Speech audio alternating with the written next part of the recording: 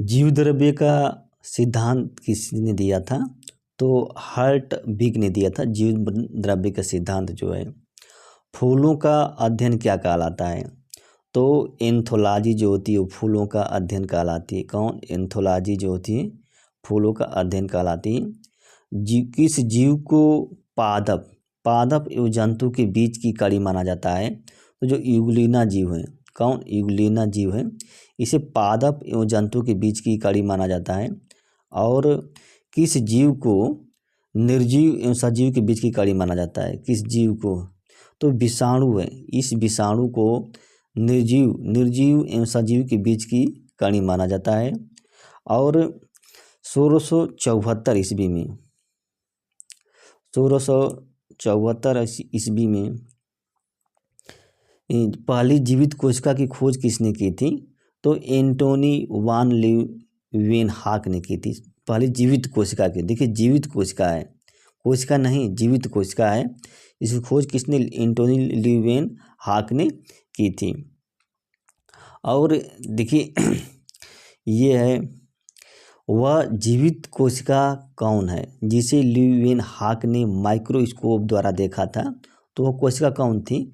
जो शैवाल स्पोरोगैरा था, शैवाल स्पोरोगैरा था। इसी की कोशिका को एंटोनी लीeuwenhoek ने देखा था सबसे पहले। कोशिका झिल्ली किसकी बनी होती है? जो कोशिका झिल्ली होती है लिपिड की बनी होती है। किसकी? लिपिड की बनी होती है। माइटोकॉन्ड्रिया की खोज किसने की थी? तो अल्टमैन ने माइटोकॉन्ड्रिया की खोज की थी, अल्टमैन ने। और कवक के अध्ययन को क्या कहा जाता है? तो कवक विज्ञान कहा जाता है, माइकोलॉजी कहते हैं इसको, माइकोलॉजी कहते हैं। शैवाल के अध्ययन को क्या कहा जाता है? तो फाइकोलॉजी कहते हैं, फाइकोलॉजी कहते हैं शैवाल के अध्ययन को। गुणसूत्र का नामकरण किसने किया था? तो डब्ल्यू वाल्टेयर ने क्या गुणसूत्र का नामकरण किया था? डब्ल्यू वाल्टेयर ने। पोलियो से बचाव के लिए जो टीका का निर्माण किसने किया था? तो जॉन साल्क ने किया था। किसने? जॉन साल्क ने किया था। पूर्ण पाचक रस किसे कहा जाता है? जो देखिए पैनक्रियाज जूस जो होती है, अग्न्याशय रस कहते हैं, उसे पूर्ण पाचक रस कहा जाता है, क्योंकि इस रस में प्रोटीन, कार्बोहाइड्रेट और वसा तीनों को पचाने की जो क्षमता होती है। इंसुलिन का जो पहला इंजेक्शन था किसे दिया गया था? तो 1922 में लियोनार्ड थॉम्सन को दिया गया था। किसे? लियोनार्ड थॉम्सन को दिया गया था। ये कनाडा के रहने वाला था, कनाडा का। और हीमोग्लोबिन में कौन सा लौह यौगिक पाया जाता है? तो हीमोटीन पाया जाता है, हीमोटीन पाया जाता है। मच्छरों के नियंत्रण हेतु किस कीट भक्षी का यूज किया जाता है? कीट भक्षी मछली का यूज किया जाता है। तो गेम्बूसिया होती है। कौन? गेम्बूसिया मछली होती है। धान में जो खैरा रोग होता है किस तत्व की कमी से होता है? जस्ते की कमी से होता है खैरा रोग जो होता है। वाल्ट रोग जो होता है किस पौधे में होता है? तो आलू में होता है। वाल्ट रोग जो होता है ये आलू में होता है, एक कवक से उत्पन्न होता है। किससे? कवक से उत्पन्न होता है वाल्ट रोग। और किस हार्मोन के छिड़काव से फल एवं जो फूल होते हैं बड़े आकार के बन जाते हैं, बड़े आकार के? वो कौन सा हार्मोन जो होता है? जिबरेलिन हार्मोन से होता है। ये पौधों में के जो फूल होते हैं उन पर छिड़काव जब किया जाता है तो उनके जो फल होते हैं बड़े बड़े हो जाते हैं। ये कवक से प्राप्त किया जाता है, कवक से प्राप्त किया जाता है, जो ये हार्मोन से होता है। ऑक्सिन हार्मोन की खोज किसने की थी? डार्विन ने की थी, 1880 में की थी, डार्विन ने की थी। पौधे की आयु का निर्धारण की विधि क्या कहलाती है? डेंड्रोक्रोनोलॉजी कहलाती है। क्या कहलाती है? डेंड्रोक्रोनोलॉजी कहलाती है। केसर किसका रूपांतरण है? तो देखिए तना का रूपांतरण है, जो केसर जो है तना का रूपांतरण है।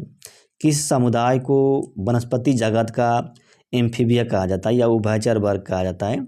तो ब्रायोफाइटा को, इस ब्रायोफाइटा को है वनस्पति जगत का उभयचर कहा जाता है।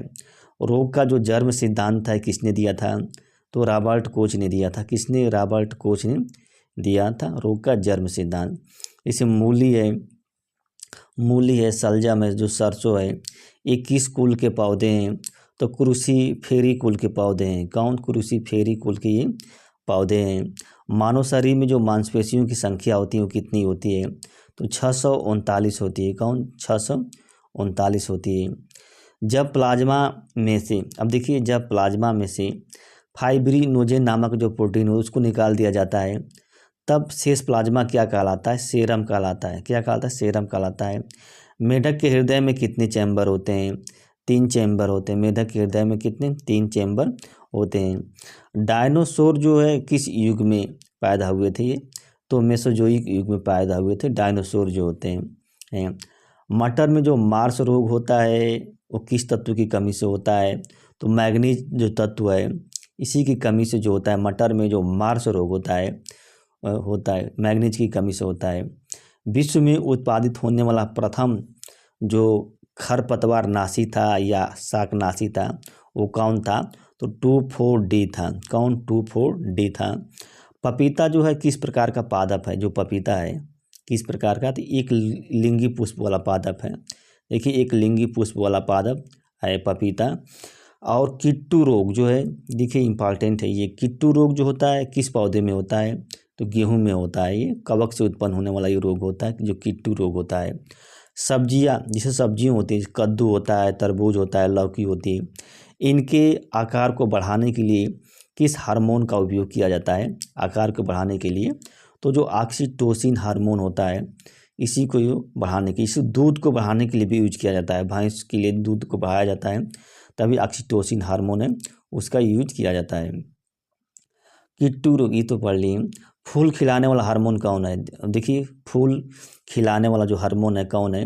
तो फ्लोरीजेंस है। फ्लोरीजेंस जो है ये फूल खिलाने वाला हार्मोन होता है। पौधों में जो जल और खनिज होता है, लवण, खनिज लवण होते हैं, इनका संवहन जो होता है किस ऊतक द्वारा होता है? तो जाइलम द्वारा होता है। जाइलम द्वारा होता है पौधों में। और हरे पत्तियों में जो क्लोरोफिल होती है, क्लोरोफिल के कितने घटक होते हैं? तो क्लोरोफिल ए होता है, क्लोरोफिल बी होता है, कैरोटीन होता है, जैंथोफिल होता है। इनके ये घटक होते हैं, कैरोटीन और जैंथोफिल। देखिए इम्पॉर्टेंट है ये। फूल होता है उनमें नर जननांग होता है, उसको क्या कहा जाता है? तो पुमंग कहा जाता है। क्या? पुमंग कहा जाता है। एंड्रोसियम होता है, अंग्रेजी में इसको एंड्रोसियम कहते हैं पुमंग को। कालरा एवं तपेदिक जीवाणु की खोज किसने की थी? देखिए, कालरा है तपेदिक मतलब जो टीबी के जो जीवाणु है और जो कालरा के जीवाणु है उसकी खोज किसने की थी? तो रॉबर्ट कोच ने की थी। किसने? रॉबर्ट कोच ने की थी। और पहला जो मानव हृदय का जो प्रत्यारोपण है किसने किया था? तो क्रिश्चियन बर्नार्ड ने किया था। किसने? क्रिश्चियन बर्नार्ड ने किया था। दोस्तों, ये वीडियो अच्छी लगी तो लाइक कीजिएगा और हमारे चैनल को दोस्त सब्सक्राइब कीजिएगा। धन्यवाद, नमस्ते।